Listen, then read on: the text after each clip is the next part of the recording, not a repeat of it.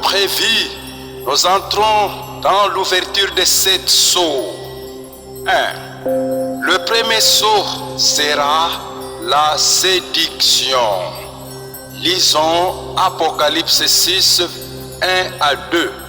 Je regardais quand l'agneau ouvrit un de 7 sceaux et j'entendis l'un des 4 êtres vivants qui disait, comme d'une voix de tonnerre, « Viens !» Je regardais et voici, parut un cheval blanc. Celui qui le montait avait un arc, une couronne lui fut donnée et il partit en vainqueur et pour vaincre. Certains ont confondu ce cheval blanc à celui d'Apocalypse 19, verset 11. Commettons pas cette erreur, car le diable est connu comme celui qui se déguise en ange de lumière. 2 Corinthiens chapitre 11, verset 14.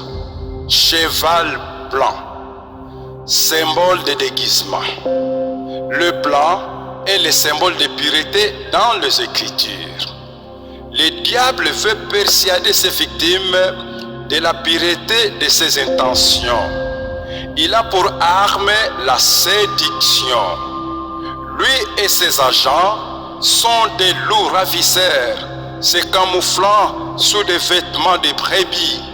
Ce sont des sépulcres blanchis, beaux au dehors, mais pleins d'ossements des morts et des impiétés de toute espèce d'impureté qu'ils engendrent.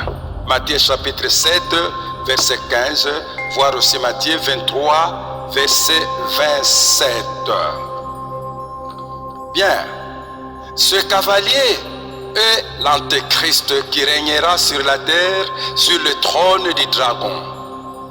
Dans sa séduction totale aboutissant à la conclusion d'une alliance solide.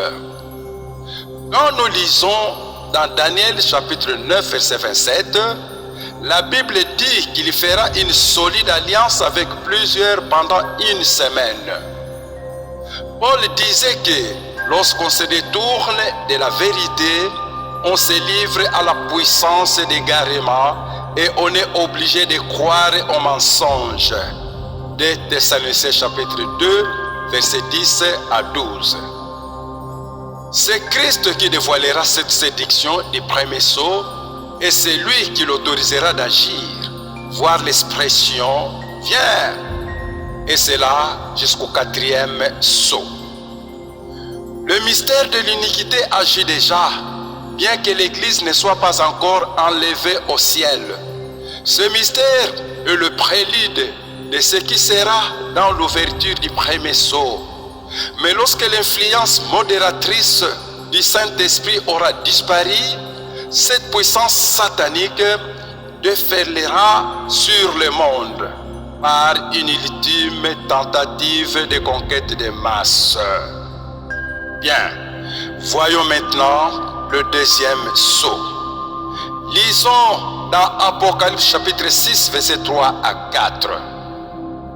Quand il ouvrit le deuxième sceau, j'entendis le second être vivant qui disait « Viens !» Et il sortit un autre cheval roux.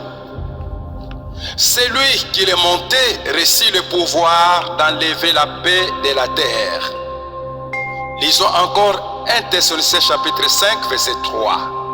Quand les hommes diront paix et sûreté, une ruine soudaine les surprendra, comme les douleurs de l'enfantement surprennent la femme enceinte, et ils n'échapperont point.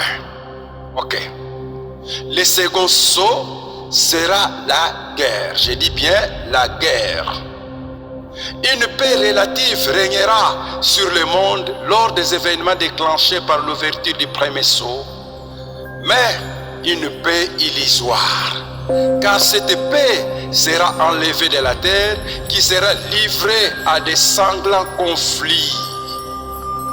Le moment viendra où Dieu permettra une guerre universelle, peut-être même nucléaire. La Bible dit Car l'Éternel est en dispute avec les nations. Voir Jérémie chapitre 25, verset 29 à 31. Et Daniel chapitre 11, verset 40. Jésus-Christ l'avait prédit dans Matthieu chapitre 24, verset 6 à 7. Un univers où toute paix sera bannie. Alléluia. Prochainement, nous verrons l'ouverture du 3e et 4e sceau. Que Dieu vous bénisse.